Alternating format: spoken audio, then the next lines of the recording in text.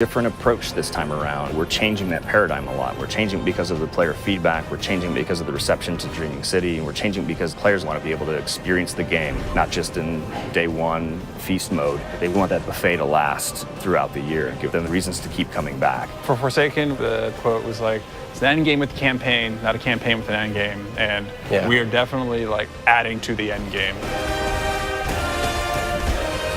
Seasons are really about having content that is available for all players. It's Iron Banner, Crucible, holiday events. But Annual Pass is about having this additional layer of premium content on top of that. The most exciting Destiny is that kind of unexpected Destiny. That is so cool. They like open up portals. We had secrets in Forsaken, and now we want to do more secrets. We can't talk about those, otherwise They're not they wouldn't be that anymore. So the nature of trying to surprise people is that sometimes you're going to land things and sometimes you're not. The Forsaken Annual Pass is about continuing to like take those chances and take those risks and trying to surprise people with the different ways that we're going to deliver content.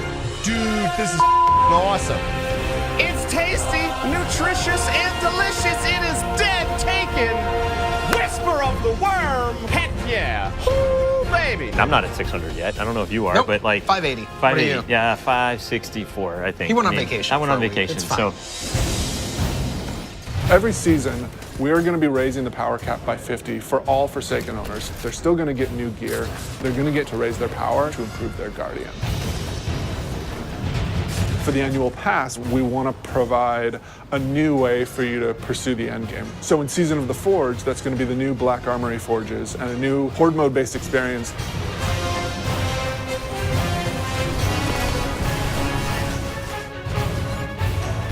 In Joker's Wild, Season of the Drifter, that's going to be new Pinnacle Gambit activities that you can play with your friends.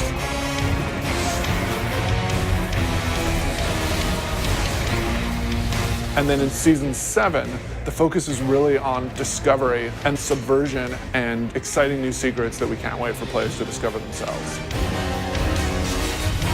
But the Annual Pass really starts going in earnest in December. That's going to be when you're going to discover the Black Armory. You are not welcome here, Guardian. Ada is representing the Black Armory, a faction that you've never heard of before. The Black Armory is all about mystery. They're all about being the ultimate weapon crafters. Ada has been keeping the secrets of the Black Armory since the Golden Age, trying to keep them away from prying eyes of the Vanguard. Keep them away from the prying eyes of the Vanguard. She doesn't really trust Guardians, but some of the secrets have been lost even to her. She needs you to go out into the world and hunt down each forge. Reclaim it, reignite it, and build out the arsenal even further. You will have to push back waves of enemies so that you can actually get your components into the forge and manufacture your weapon yourself. You are the blacksmith, and you are forging those weapons. Yeah. Like sci-fi meets magic.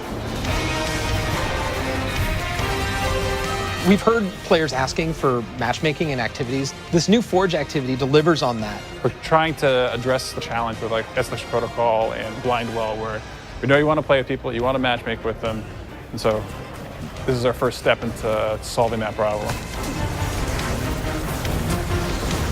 The Black Armory is these lost craftsmen who develop these special weapons that from founders we haven't seen before, all coming from the Norse and Japanese and French family lines. There's 3 families that were involved in the Black Armory. You can definitely feel the theming in those weapons and the backstories and how they came to be and the roles that they perform. Izanagi's burden is the crazy sniper rifle where you have a magazine of 4 rounds, and if you do the special reload, it actually crams all 4 bullets into a single round that does damage. That is brutal and will like totally compete with Whisper and Sleeper. It's a sniper rifle that can body shot an enemy. That's all I need to say. The bow is from the Fringe family. It's beautiful. It feels a little thorny in the way it plays. If you like Thorn from Destiny 1, you're gonna love this bow. Jotun is the fusion rifle. Goes on your hand. It goes on your hand. It's the arm blaster, as it was affectionately referred to, and it fires a giant fireball slug that will set the ground on fire. And it follows you. And it will track you down and murder you. It knows where you live. So we've got 5 new exotics, including 4 brand new awesome weapons and 1 old favorite.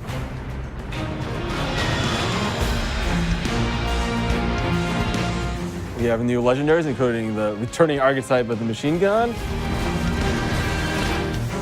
And then we've got a bunch of new weapon mods for you to configure. And we have new perks that basically you have more options within columns. You have more options within columns. If I had like Rampage and then Dragonfly, I could choose to pick between them. Yeah, you can choose. You can choose. In Black Armory, it's about new weapons, new activities, and doing all the pursuits to get more powerful to go into the raid. We're gonna mix it up. We're gonna go to the city. Like, we've never done anything like that before, and it's awesome. And you drop straight into this old part of the city that you haven't ever been in because it's been off limits. It's about the unexpected. It's got vehicles. It's different in a very refreshing way. It's a throwback to Wrath of the Machine style combat. It's much more focused on high action, high adrenaline. Keep the throttle pegged. That would be my my advice. We really don't want to be a box product that you think of as being on a disc. We want to be a world that evolves and changes over time. Anytime you try something new, it's going to be uncomfortable, it's going to be scary, but we got to forge ahead. Like, the world's changing, games are changing, it's time to set a new course. Yeah. We don't want to play it safe. We want to take risks, and we want to have this annual pass explore some of these areas that we haven't done before. We think that started with Forsaken, and we liked what we did, and we want more of it.